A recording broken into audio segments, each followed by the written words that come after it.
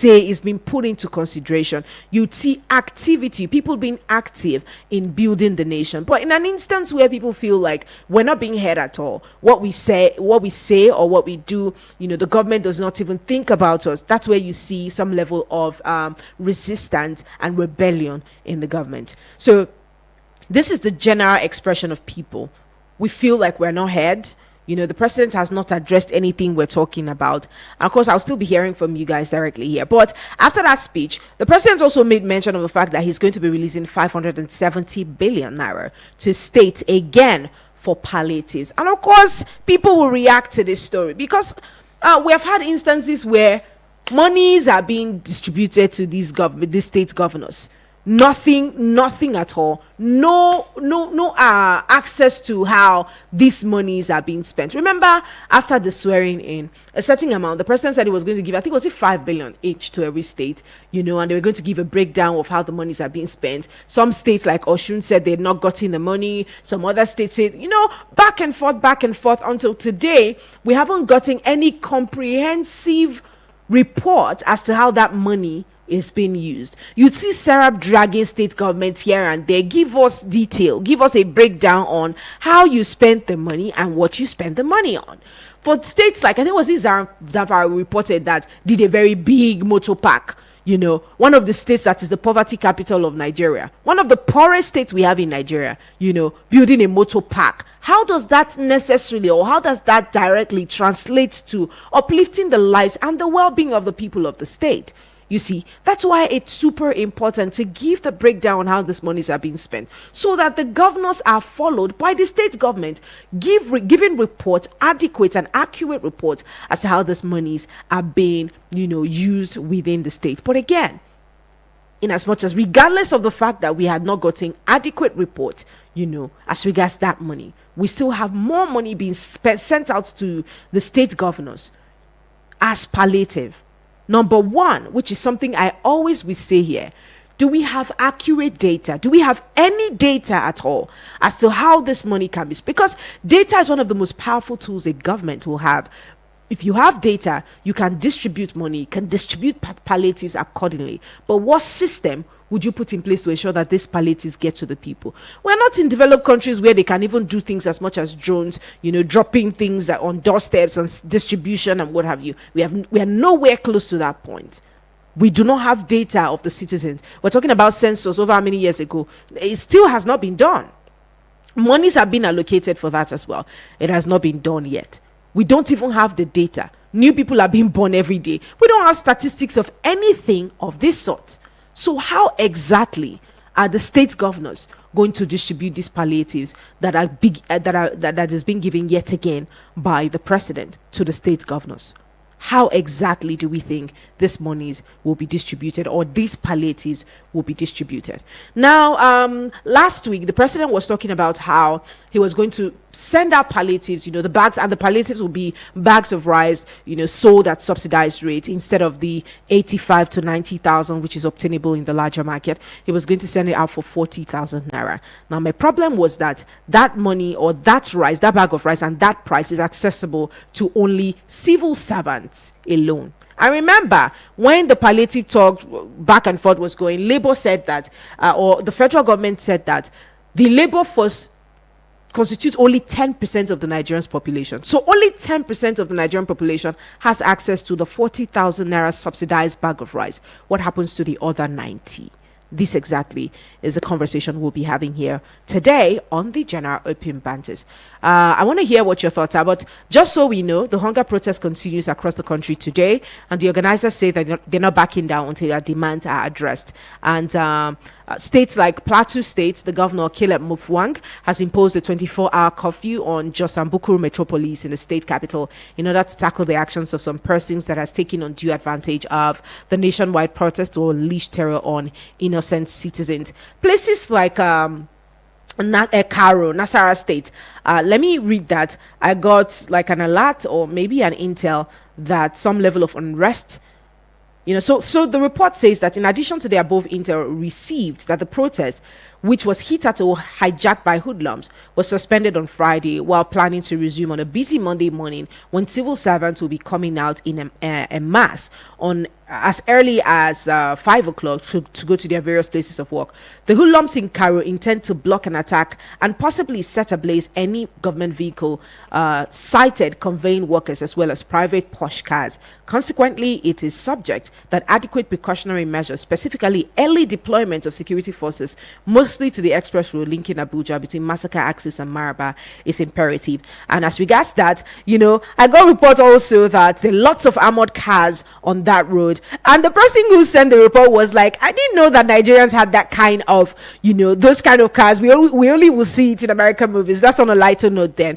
But the armored cars are spread everywhere across that road, just to ensure safety across there. So if you're living there or you have any sort of intel, I'll be needing that from us right about now. Let me hear you on 090-7353-0044 or 090-8766-8888. Welcome to the Jana Open Banters. Leave me a message also on 090-9705-44 and 50. Hello, good morning to you. Hello, good morning, Marta. Hi, Salasi. Good morning. How are you doing? Very well, thank you. Happy New Week. Happy New Week. I wish you the best too. My name is Salasi, and I want to start by appreciating your radio station. Thank you. I want to sincerely appreciate Eagle FM for getting us, giving us the privilege to call and to contribute for the growth of this nation, for the betterment of Nigeria. All right. Because of what you are saying, you can imagine Zamfara building water park. Do you remember there was a time I was watching on television or news that they are going to build international airport? Tell me, is that the priority of Zamfara? To build international airport? We have airport in Sokoto. We have another international airport in Kaduna. We have international airport in Kano. Just imagine misplaced of priority. It's just like what Dr. Oladide always said. These governors are not helping matter. You always allow people to be seeing the government at the center. Okay, now, with the money of subsidy given to them, their IDR was increased. But tell me, go to the state, which state do you go and see the impact on the masses? Not at all. You can't expect president to be building boreholes. You can't expect the president to be building gutters for the local government and rural areas and state. They have from the state, and you are expecting the president to do for the federal, the state, and the local government. It's not done anyway. So we have 3 tiers of government: local government, state, and the federal. Now, come to the issue of this protester. They shouldn't destroy property. So this is democracy, and they have the right of protesting. They should even allow other people that are not willing to protest to have their way. There are some people until they go out before they will have something to put on their table. Now you are putting them for infringing their right of going out, and which is not supposed to be so. Yeah. So we are urging them, if they are to do it, they should do it according to the law. No looting, no breaking shop, no attacking vehicle. In fact, I tell you the experience that I was on that confess. A small boy with catapult, I have to be begging him on Mata. Because he drew the catapult, you could imagine what he would have done to my whipped cream. So that's why the situation. Some of these whipped cream are taking advantage of the people that are doing their protest legitimately and to be cutting off. And we will say no to that. Thank you for giving me the privilege. All right. Thank you, Salasi, for that contribution. Let's go on. Hello, good morning to you. Good morning, my dear sister Martha. Yes, welcome and thanks for joining us on the show. Yes, this is Salami from Central area. All right, Martha, in Yoruba language, there is a saying, there's a proverb, and then it goes thus: it literally translate loosely. Let me loosely translate it to English. Issue of the sky is falling down. It's not the concern of one person. When it falls on everybody. Everybody is, will be a partaker of whatever impact, that the protests that we are currently seeing. Yeah. And Nigerians said the president should come out and address them. For me, I felt there was no need. Okay. Because he has appealed to them, but he came out like a father and he addressed Nigerians. First, they were dwelling on, the speech was leaked. You know, why was it leaked? And then when we now educate them that is not a leak. In journalistic parlance, it is called embargoed speech. Before a president makes a speech, he sends it to media houses about 24 hours before the speech to enable the print media to print it, you know, to have a robust conversation, you know, why, you know, Nigerians are also reacting. This is not the first time. This is not, in fact, it is only those who are just waking up to the reality of governance that were actually, you know, try to push propaganda that the speech was leaked. The speech was not leaked. Okay. Now they are talking of, the speech doesn't address anything, but the president wrote out all of the effort he has been putting in place. But we are still somehow, people are still turning blind eyes. You know, he talks about the student loan, which over 260,000 Nigerians are benefiting. Bayero University alone has got about 1 billion, close to 1 billion. He talks about giving state government 570 billion, which is not my problem matter. For the first time, I want to appeal to President Bola Ahmed Tinubu to consider. I think he's too patriotic, you know, for the likings of Nigerians. I think the Nigerian problem is bag of rice and fuel subsidy. And if you look at it, the removal of the fuel subsidy seems to favor the state governor. Since the removal, FAC allocation has doubled. In some instances, it has tripled to the state. But Nigerians are not interested in holding the state accountable. This protest, by my own personal assessment, is 100% against the president, and we are turning blind eye to the governors. I think the president should use that money he's giving these state governors, you know, for bailout. This 500 billion, close to almost more than $1 trillion so far. Who would pay for the first subsidy? I think you should use it to bring back the subsidy. The pay for the subsidy, the legal leftover that is left, let us share it amongst the states. If that will make Nigeria applaud the president, I think he should go ahead and do it. It is obvious the governors are not ready to be accountable. We, the citizens, are not ready to hold them accountable. We just want to focus on the president. So I think the president should remove that body from his shoulder and bring back subsidy. All right. So that he will have a peace of mind. Thank you so much. Thank you so much, Alameen, for that contribution. Let's just keep going, and then maybe we'll talk about react to most of these contributions later. Hello, good morning to you. Princess. Good morning, Obasanjo. Obasanjo to Dobale, Nigeria. We don't Dobale. I tell you. My yes, president, he like Nigerian. All the small children, lack of nutrition, their body, even in the community. People are begging. The oil subsidy has been one man show. The House governor will just, the chairman is not even having that money. Governor will have 570 billion. One person. That is why my governor is spraying money on air. When he come up, he will just spray money on air. Then I report the issue. So the issue has come down. He has noted. Why one person, the money that plenty people will be using on subsidy, me, I will buy a liter of fuel in my community, 120 naira. That they will give that money to my governor Bago. That is why it's using that money anyhow. Bring back the oil subsidy so that my people in my village, we can buy liter of fuel, 120 naira, 150 naira. Don't give it to governor.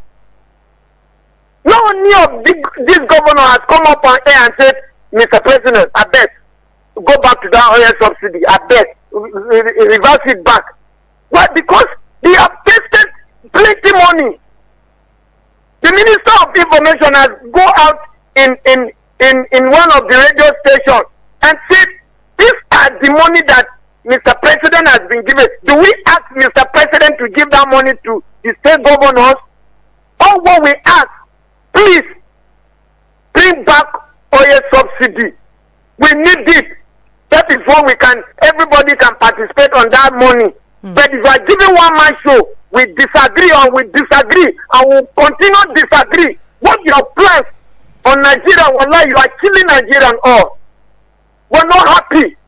For all the body language that you speak yesterday was What do I learn from there? All the billion, the skills that you put in place, we don't see anything. The CNG, we don't see anything. The student loan, we don't see anything. The palliative that you will give, we don't see anything. Right. The minimum wage, we don't see anything.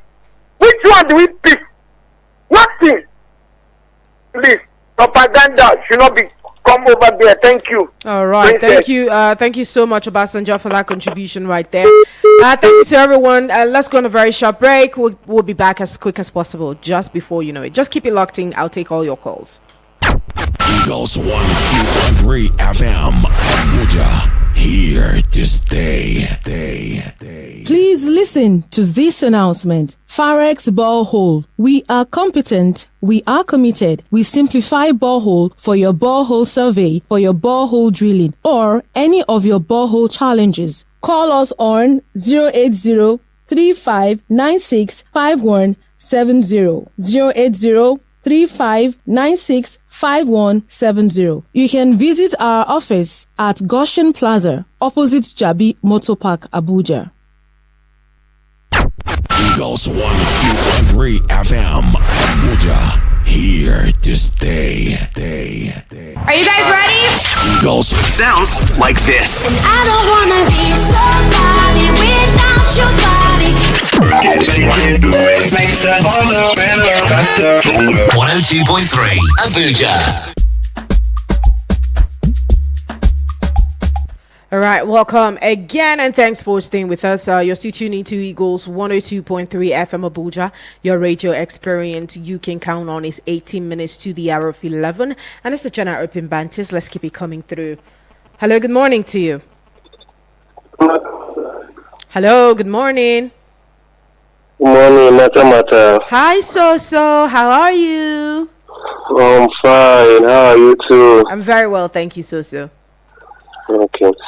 Good morning to Salasi and who again, Obasanjo and the rest, everybody. Mata. There is this adage in Yoruba that said, what is it? Let me just try. They said 20 children cannot play for 20 years, right? Yeah. Yeah, so for the present speech, I wasn't disappointed, right? Because before you feel disappointed, it's either you have an appointment or you are expecting something from something, right? And you don't get the feedback, that's when you get disappointed. I wasn't expecting anything, so I'm not disappointed, right? Okay. But the truth is that whether APC or PDP, if we choose to defend what is not right, time shall come when you actually sound foolish defending that thing. We have been fools for years. We have been deceived for years. We have been cajoled for many times, right? We are talking of the immediate cause. Like I expected him to say something that cushion the effect of what is going on, what people are complaining, only for us to come and give us figures. I want anybody from any state, any PDP members from any of these states to come and say, I've been the beneficiary of what the APC government has been doing in my state. Matter, I promise you, this money they sent, guarantee they sent. If you're not an APC member in that state, you will not get. Now, how do you know that? They share it strictly to people who are PDP. I know one of the governors alleged that, right? But it's not been confirmed that that's what happens, you know. Now, let somebody come out. If not today, let somebody come out and, I'm a PDP member and I've been giving, this thing came and I was giving so time. I was giving maybe within my constituency, within my locality, I'm the chairman, or maybe I'm so person, I'm the most well-known person I was giving to share to people. Let that person come out. For me, I feel that this is just an agenda for him to come back for 2027 because let the governor support him, because I don't know why you give such money to say governors and you're not seeing any results. I want us to believe. All right. The rice that we're running away from, they come back to beans. The beans is more expensive than the rice now. But anyway, let me give room for other people. Thank you so much, So. Thank you for being that considerate. Enjoy the rest of your day. Let's move. Hello, good morning to you. Manta de Manta. That's me, Mr. Frederick. Good morning. Longest time. No, here you. I'm even tired of telling you where have you been. No worry yourself. I'm in Nigeria. All right, it's good to have you. Talk to me. Just like the last caller said, for example, that's why I call based on expecting something from somebody. Number one, nobody should be disappointed. Nobody should be disappointed with Tinubu. You know why? Why? Everything he say he do during campaign, that is what he's doing. He is the only man that is fulfilling what he promised for now. Number one, he say he is going to continue from where Buhari stopped. If you remember that time, if I call you, I will ask you, where did the Buhari stop?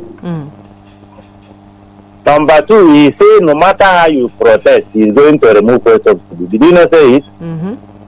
So why are we protesting? He say he will recruit 50,000 people into soldier and he will give them about Wagare, Abi? So, somebody promised you something, and after hearing all those things, you went on and bought him. And now you want him to change his manifest. It doesn't happen like that. Let all of us, I did not support protest, so I will never support it. Everybody should hustle. Let all of us enter our rooms, our houses. 2027, if we ourselves come back, if we want to vote, we will remove religion, we will remove tribe, and we will remove it's my brother, it's my son. We will vote the right person. All right. All the vote that we have been doing, and if you want to protest, if I would suggest, go to the house of our next chairman. He is this. You see the next chairman. Go and protest over there. Because 2027, he will still be the one that will declare the results. Thank you and God bless you. All right. Thank you, Mr. Frederick, for that contribution. Let's just take, let's take this one and then we'll take a few messages. Hello, good morning. Hi, good morning to you. Yes, my name is Abdul and I'm calling from Cuba. Abdul, good to have you. Talk to me. You know, it's unfortunate when we find ourselves. Mr. President will say, I gave governor this, I gave governor this. All this money put together since that last year, if they have spent it on other refineries apart from Port Harcourt refinery, because before former President Buhari left, they borrowed $1.5 billion and spent on Port Harcourt refinery. Till date, it's still not working. Mr. President is not talking about that. If he has gathered all this money, he has been giving governors and spent it on other 3 remaining refineries and make sure the refineries are functioning by now. My sister will not be where we are today. He promised CNG buses in last year. Where are they? Where are they coming from? Are they coming from Emun that they have not arrived in Nigeria? Even in FCT, we don't see them. Not to talk of state. So these are the main issue. Insecurity is still there. If you come to everywhere, come to Kuba now, go to the expressway, you see soldiers, police everywhere. And all these soldiers and police all these years, they cannot